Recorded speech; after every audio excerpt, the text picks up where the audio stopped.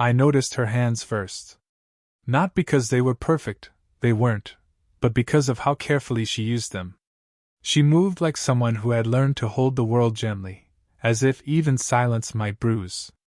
She was leaning against the counter when I walked in, the late light catching on the gold of her bracelet, her fingers resting on the rim of a chipped mug.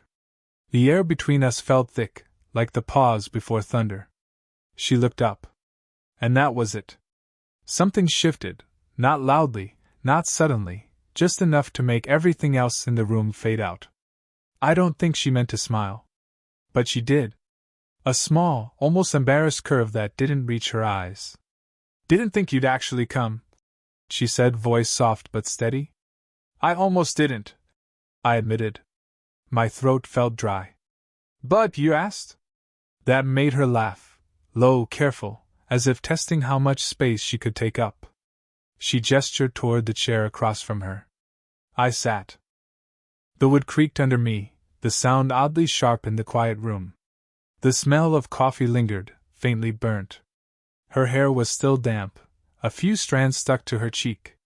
I wanted to reach out, not to move them, just to see if she'd flinch. I didn't. She asked about my classes, my work, small things. I answered too quickly, trying to sound older than I was. She listened, really listened, the kind of attention that makes you aware of every word before you say it. Her gaze kept drifting to my hands. I wasn't sure why until hers brushed against mine while reaching for the same spoon. Just that, a touch, barely there, but my chest tightened. "Sorry," she murmured, pulling back, though she didn't sound sorry at all. "Don't be."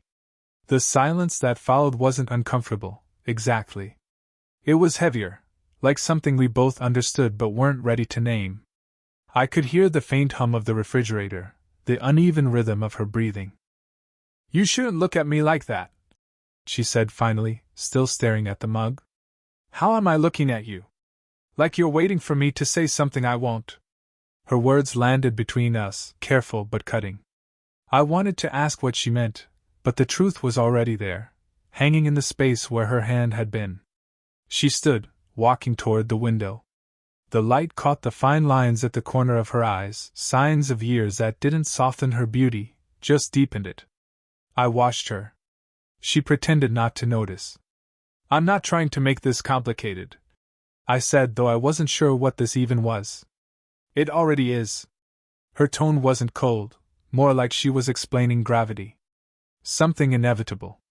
Outside, the evening had dimmed into that in-between light where everything looks softer, closer. She turned slightly, her profile outlined against the glass. "Do you ever wish you hadn't met someone?" she asked quietly. I hesitated. "Sometimes. But only after it's too late." That made her look at me, really look, and for the first time, I saw the flicker of something fragile behind her calm. She stepped closer, slow enough that I could hear the shift of her heels against the floor. When she stopped in front of me, her hand brushed the back of mine again. This time she didn't pull away.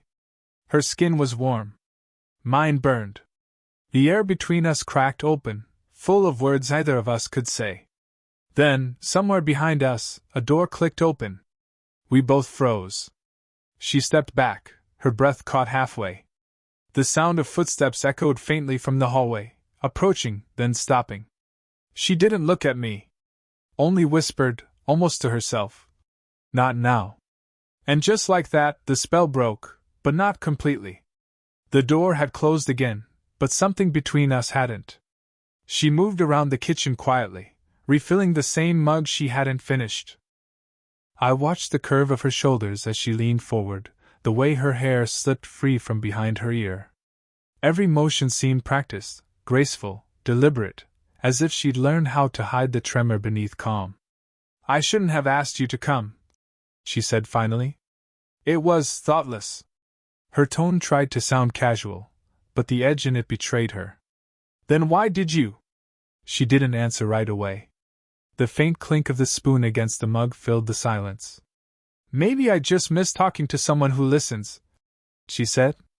I didn't know how to respond to that, not without giving too much away. We had met months ago, by accident, or maybe fate's lazy cruelty.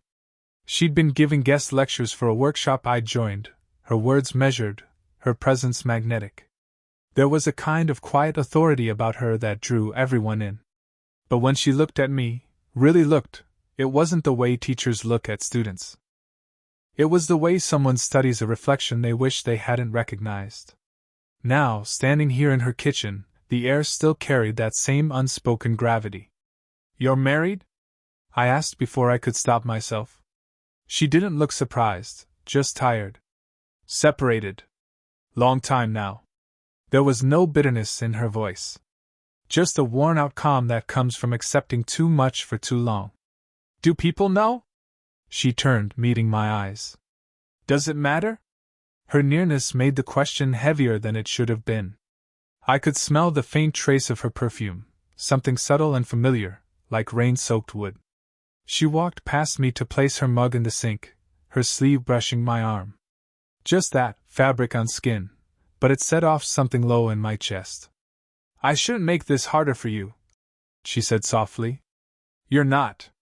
Her eyes narrowed slightly, like she didn't believe me. "You're young. You don't see the wreckage coming until you're standing in it." "I'm standing in it already," I said, before I could think better of it. That stopped her. She looked at me for a long time, her lips parting slightly as if to speak, but no words came. The silence stretched, brittle and alive. Then she stepped closer. Not all the way, just near enough for me to feel the warmth radiating from her skin. Her hand lifted, hesitated, then settled on my shoulder. The weight of it was nothing, but it pinned me in place.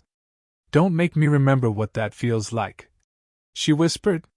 Her voice trembled, the first crack in her composure I'd seen. I wanted to tell her I couldn't help it. That every time she looked away, I felt her absence more than her presence. But instead I just nodded, slow, unsure, while her thumb brushed against the edge of my collarbone before slipping away. The world felt smaller in that moment. Every sound outside seemed distant, the hum of traffic, the faint whistle of wine through the window. She exhaled softly, almost like an apology. "You should go before I forget the reasons I shouldn't touch you." But she didn't move. Neither did I. For a moment, our reflections met in the darkened window, two outlines too close, too aware. And when she finally turned away, her hand grazed mine again, just enough to make me wonder if she'd meant it. The next time I saw her, it wasn't planned. It never was. She was standing in the doorway of the empty studio, looking at the rain streaking down the glass. The kind of rain that softened the edges of the world, the kind that made everything feel private, secret. "You came," she said without turning. "You left the message," I replied. She half smiled. "I didn't think you'd hear it." "I did." A pause. The sound of rain thickened the air. Her hair was damp again, falling loose around her face. She wore something simple, a gray sweater, sleeves pulled over her wrists, and somehow that made her seem even more unreachable. I stood by the door, not sure if stepping closer would make everything collapse. "I shouldn't be here," I said. "I know." But neither of us moved. The studio smelled faintly of turpentine and old wood. Her paintings lined the walls, all half-finished, like she'd stopped right before something important. One canvas near the corner showed two figures standing too close, their faces blurred by light. I walked toward it, tracing the lines with my eyes. "You never finished this one." "I didn't know how to," she said quietly. "It stopped feeling right." Her voice came from right behind me, close enough that I could feel her breath against my neck. I turned, and there she was, inches away. The air shifted. My chest tightened. "You're shaking," I said. "Am I?" She glanced at her hands, then folded them behind her back. "Old habit." "What kind of habit?" "Holding back." She said it like a confession, soft, fragile. I wanted to reach out, to take her hand, but something in her eyes warned me not to. Then a vibration broke the stillness, her phone lighting up on the table. A name flashed across the screen, Daniel. She froze. "Your husband?" I asked. Her jaw tightened. "Ex." He still calls when he forgets we're done. She didn't move to answer it, didn't move at all. The ringing stopped, leaving a hollow quiet behind. Her breath came uneven now. I could hear it. Feel it. You think people would understand? I asked, my voice barely above a whisper. They'd call it wrong. And you? Her eyes lifted to mine, dark, steady, unguarded. I'd call it dangerous. Either of us stepped away. The distance between us dissolved into shared air, the kind that hums before a storm. Her gaze dropped to my mouth for the briefest second.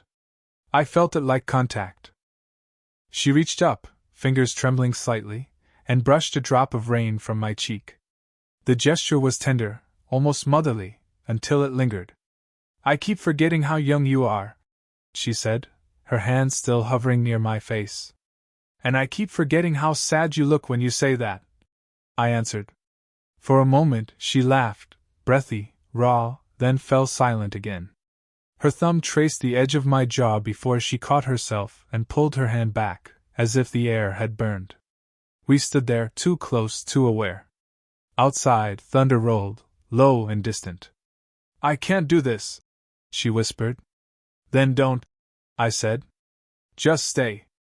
Her eyes softened, torn between reason and something reckless. She didn't move away this time. And when another crash of thunder echoed through the studio, she reached out, just once, and gripped my hand hard, like someone holding on to the last thing that still felt real. Either of us spoke. Either of us let go.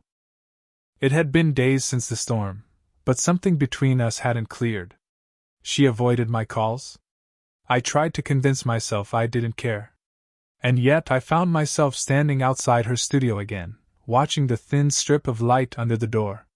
When she opened it, she looked surprised, or maybe just exhausted. You shouldn't keep showing up like this, she said, voice low. I tried not to. Her sigh was small but sharp. That's not an answer. Neither is you pretending this doesn't matter. That made her look up, really look. The silence that followed was a standoff. Her eyes were tired, but alive in a way that made something inside me ache. She stepped aside without a word, letting me in. The room smelled like paint and rain, familiar now. She'd been working again. Streaks of color stained her wrists. I wanted to trace them with my fingers, to feel where her pulse began. Why are you doing this? She asked quietly. Because I can't stop thinking about you. Her breath caught. Just barely, but I heard it. She turned away, pressing her palms to the edge of the table. You think that's romantic, she said. It's not. It's dangerous. I don't care. You should. I can't. She spun around, the movement sudden, sharp. You think I don't feel it too? That I don't. She stopped, biting back the words. For a moment, all I could hear was the uneven rhythm of our breathing. Then I crossed the space between us. Slowly.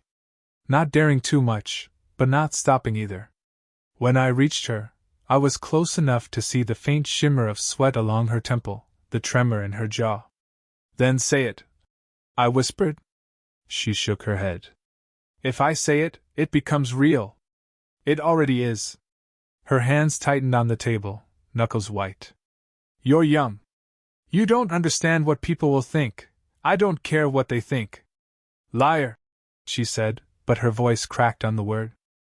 Something inside her gave way then, not completely, but enough.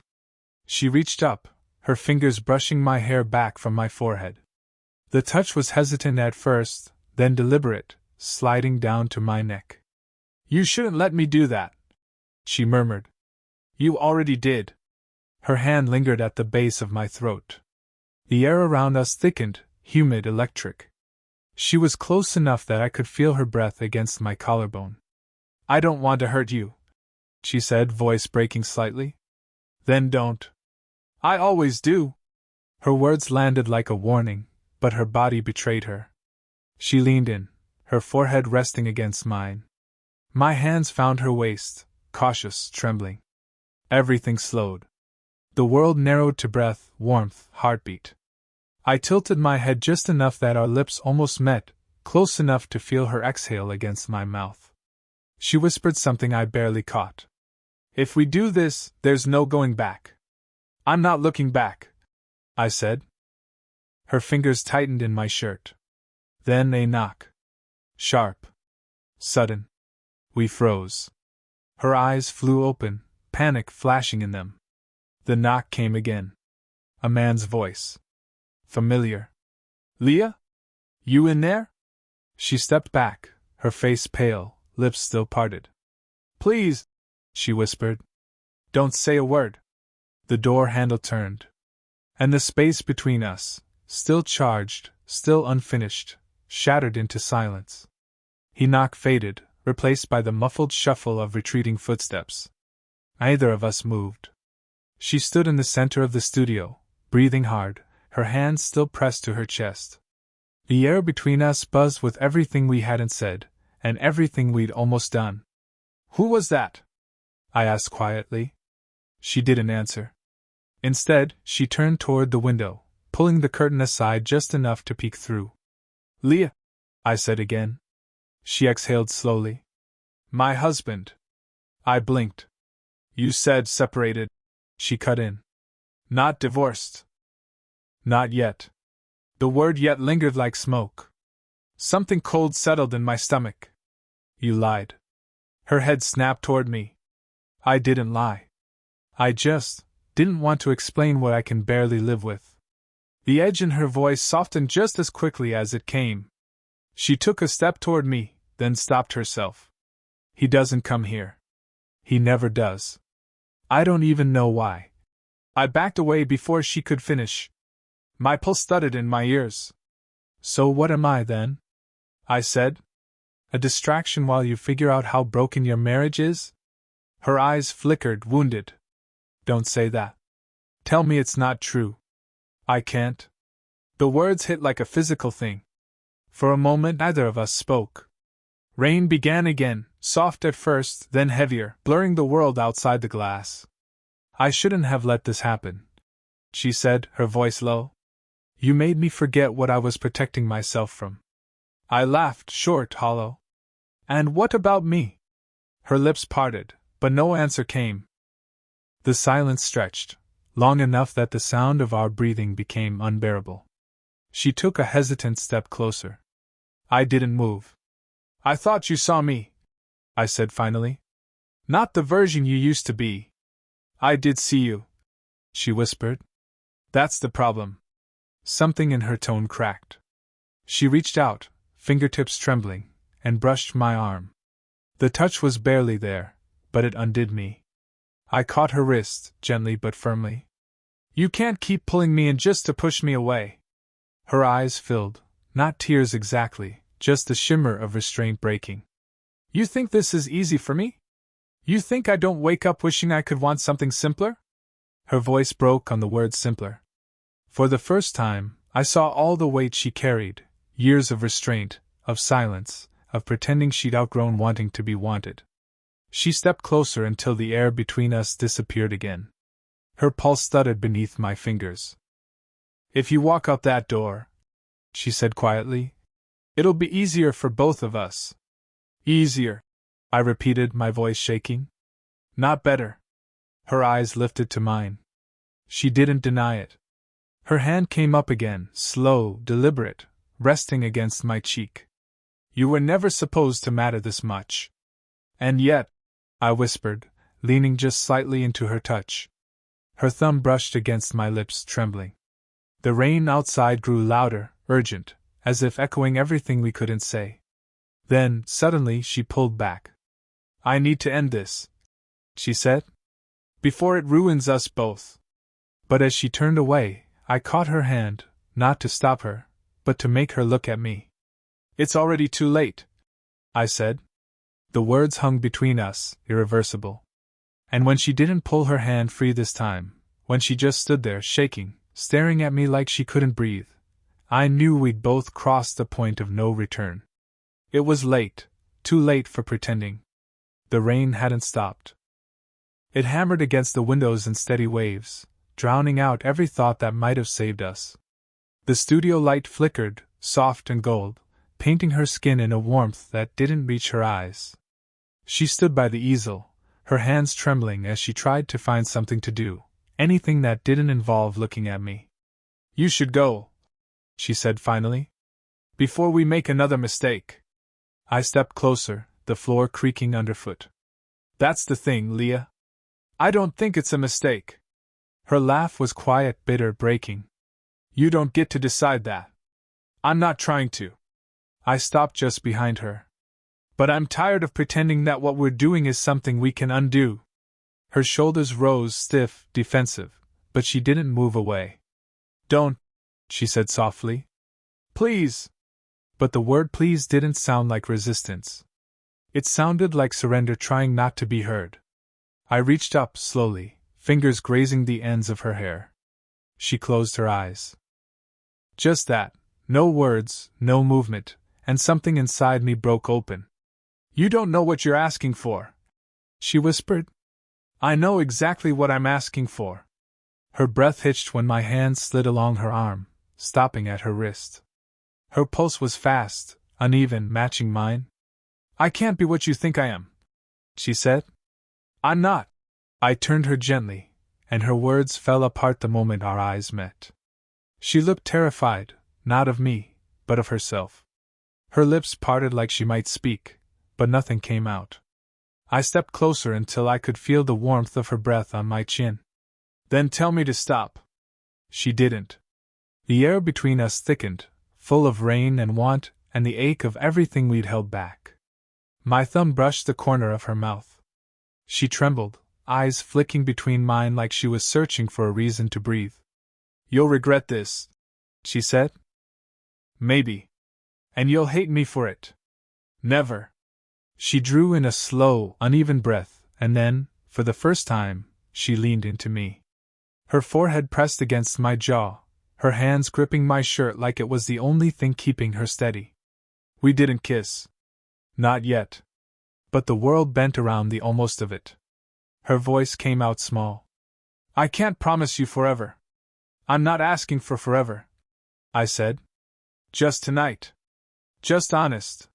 She pulled back just enough to see me clearly, her eyes glassy, fierce, defeated. "You don't know how much that costs. I'll pay it." Something in her expression shifted, a quiet surrender, a recognition that there was no more pretending left to do. She reached up, cupping my face in both hands, and for a long, fragile moment neither of us moved. Then she whispered, barely a breath against my lips. "Then don't stop." The rain outside softened, as if listening. And this time neither of us did. Morning crept in quietly, soft and pale through the studio windows. The storm had passed, leaving behind a faint scent of wet paint and coffee, and the stillness that comes after something irreversible. She sat on the floor, legs folded beneath her, wrapped in one of those oversized sweaters she always wore when she wanted to disappear. I leaned against the wall across from her, watching the light crawl across her face. Neither of us had said much since the night gave way to dawn. When she finally spoke, her voice was steady, but gentle. "You should hate me a little." "I tried," I said. "Didn't work." A quiet laugh escaped her, fragile, but real. She looked down at her hands, turning the silver ring on her finger like it was a thought she couldn't shake. "I kept telling myself I was protecting you," she said. "But maybe I was just protecting what was left of me." I nodded slowly. "You don't need to protect me. Just don't hide." Her eyes lifted to mine. Something in them softened, the fight finally gone. "You make it sound easy." "It isn't," I said. "But it's worth trying." For a long moment she just looked at me, like she was memorizing something she didn't trust to last. Then she crawled across the small space between us and sat beside me, her shoulder brushing mine. The contact was small, but it carried everything words couldn't fix. Outside, the city was waking up, cars, footsteps, the echo of another ordinary day. But in here, the world still felt suspended, hushed, private. She leaned her head against my shoulder. "You'll leave someday," she said quietly. "People your age always do." "Maybe," I admitted. "But not right now." Her smile was small but certain. Right now, she repeated, like she wanted to hold the words still. I turned slightly, brushing a stray hair from her face. The gesture made her close her eyes, not in sadness but in peace. For once, there was no hesitation, no pretending it was something else.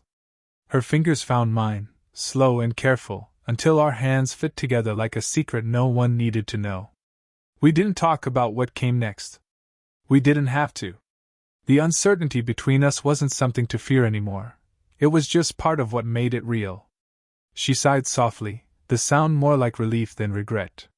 You're going to ruin my careful life, she murmured. Then let's ruin it gently, I said. Her laugh, low, unguarded, filled the room, and for the first time, it didn't feel like a mistake. We sat there until the light changed, her head still against my shoulder, my thumb tracing slow circles over the back of her hand. No promises. No perfect words. Just breath and warmth and quiet understanding. When she finally looked up, her eyes were calm, certain. Whatever happens next, she said, we'll remember this. I already do. And as her hand tightened around mine, steady now, the world outside kept moving, but neither of us did. We stayed in that stillness, that small, fragile truth we finally stopped running from.